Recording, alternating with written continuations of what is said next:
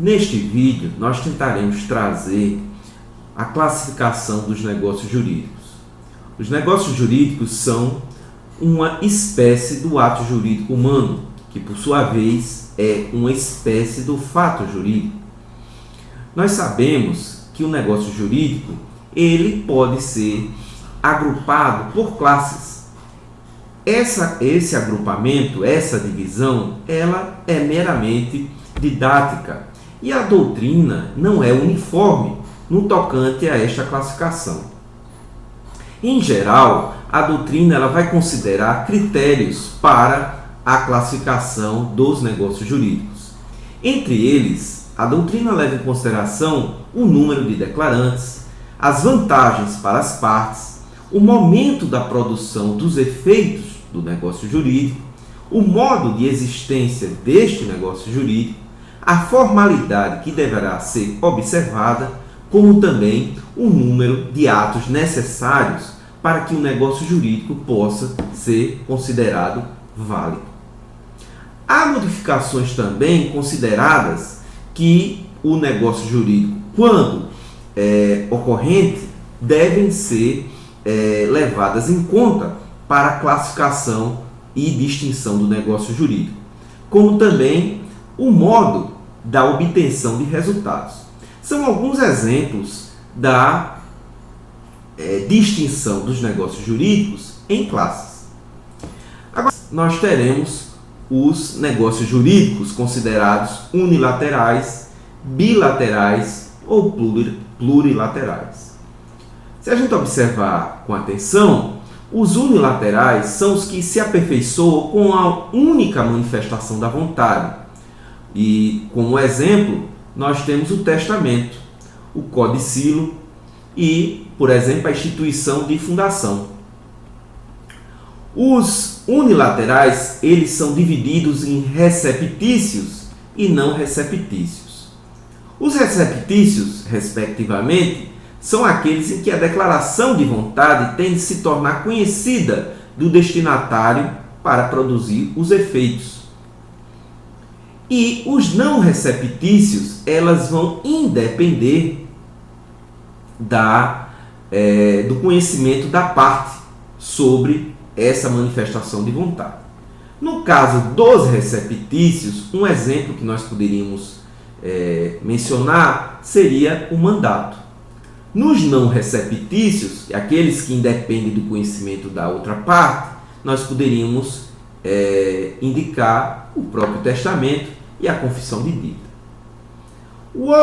A outra subdivisão são os negócios jurídicos bilaterais. São aqueles que se perfazem com duas manifestações de vontade. Duas manifestações de vontades coincidentes sobre o objeto da negociação jurídica. Essa coincidência de manifestação de vontades é chamada de consentimento mútuo ou também de acordo de vontades. Os contratos, os negócios jurídicos bilaterais, eles também vão ter uma subdivisão. Vão se chamar em bilaterais simples ou sinalagmáticos. Os bilaterais simples são aqueles em que somente uma das partes aufere vantagem, enquanto a outra vai arcar com ônus, como, por exemplo, na doação ou no comodato. Já os sinalagmáticos são aqueles que há uma reciprocidade de direitos e obrigações, estando as partes em situação de igualdade. Veja bem, pode ainda existir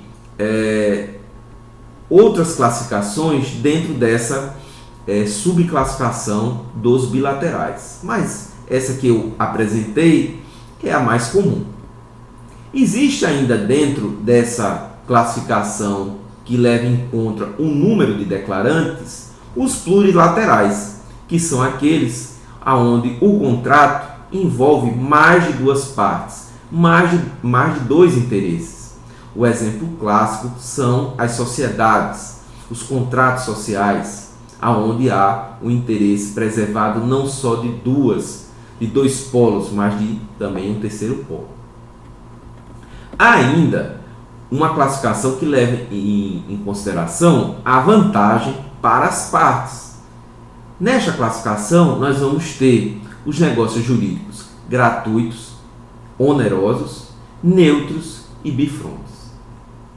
Conforme o nome leva a entender, os negócios jurídicos gratuitos são aqueles que só uma das partes vai oferir vantagens ou benefício, como por exemplo, uma doação pura ou no comodato. Já nos negócios jurídicos onerosos, ambos os contratantes vão oferir vantagens e também vão despender algum tipo de desvantagem, de obrigação, algum tipo de sacrifício, de contraprestação. Os contratos onerosos, eles têm uma subdivisão. Eles são chamados em contratos comutativos, onerosos comutativos ou aleatórios. Os comutativos são aqueles que têm prestações certas e determinadas. Os aleatórios, por sua vez, são os contratos que caracterizam por uma incerteza para as duas partes. No caso dos comutativos, nós poderíamos citar um exemplo, a compra e venda. Nos aleatórios, o exemplo clássico é o contrato de seguro. No aleatório, o risco é a essência deste negócio.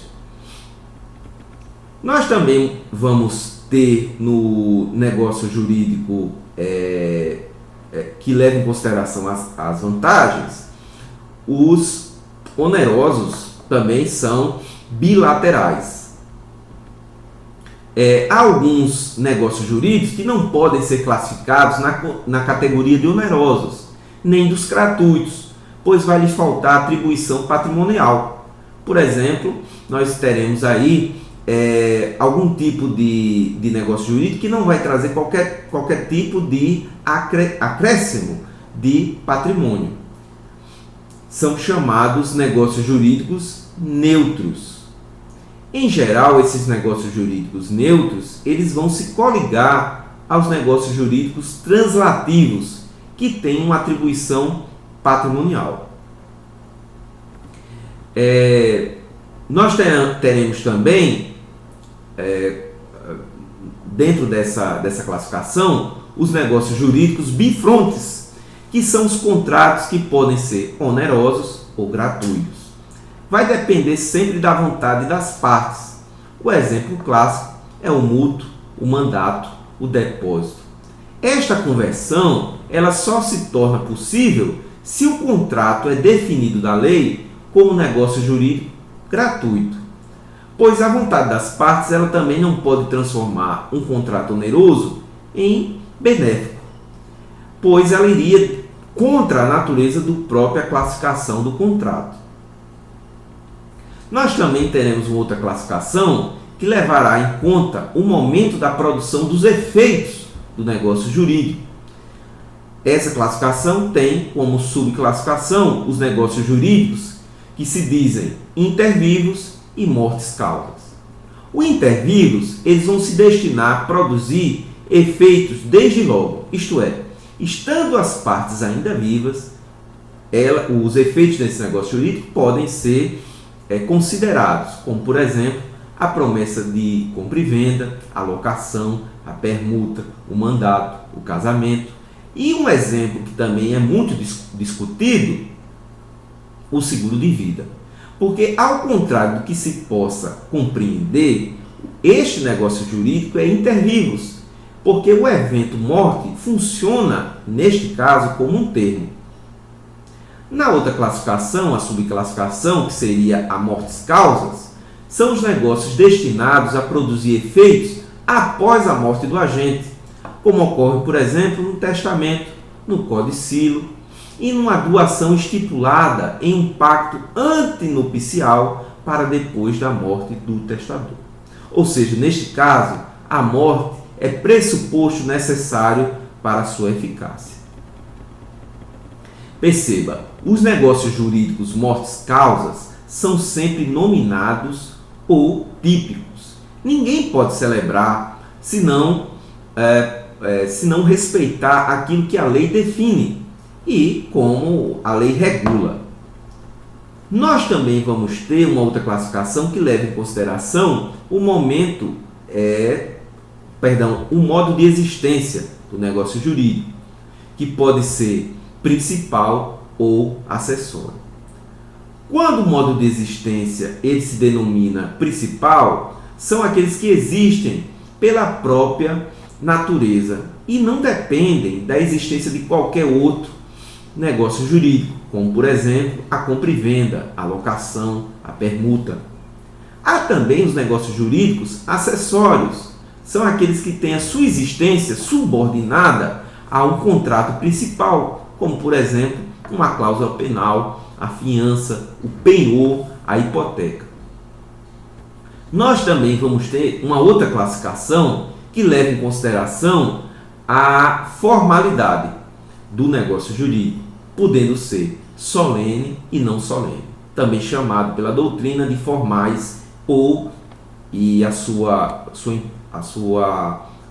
seu contrário seria de forma livre. Em atenção às formalidades, nós classificaríamos aí como solenes. O negócio jurídico solene seria aquele que deve obedecer à forma prescrita em lei, prevista pela legislação. Ou seja, a legislação busca aperfeiçoar este negócio jurídico. Nos não solenes, eles seriam aqueles negócios jurídicos de forma livre, bastando existir o consentimento para a formação do negócio jurídico, do contrato. Como a lei, neste caso, ela não vai reclamar nenhuma formalidade, deve-se ter o cuidado para que esse negócio jurídico, mesmo, por exemplo, formal, ele atinja o interesse das duas partes. Um exemplo disso seriam os contratos de locação, de comodato, até mesmo de compra e venda. Existe ainda uma outra classificação que levaria em conta o número de atos negociais, o número de atos necessários para a sua existência. Nós teríamos aí os negócios jurídicos simples, complexos ou coligados. Os negócios jurídicos simples são os negócios que se constituem por um ato único.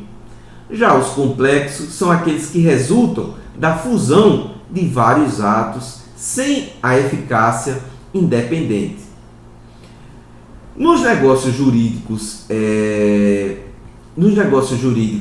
coligados, eles teriam, como o próprio nome leva a entender, uma dependência aos algum tipo de negócios jurídicos ou a outros negócios jurídicos, não podendo subsistir de forma simples. Então, nós podemos ver que os negócios jurídicos complexos, eles não se confundem com o negócio jurídico coligado, que se compõe de vários outros, como por exemplo o arrendamento de um posto de gasolina, coligado pelo mesmo instrumento de contrato, uma alocação de bombas, por exemplo. Neste caso, no negócio jurídico complexo, há uma multiplicidade de negócios, o que causa ao operador de direito uma observação na sua identificação da multiplicidade, quer dizer, da existência de vários negócios jurídicos que estão ali dependentes.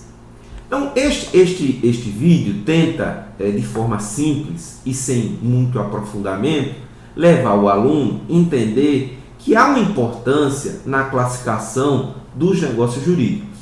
Nós veremos adiante também como a doutrina trata a interpretação do negócio jurídico como um ato necessário para a validação desta liberdade de negociar.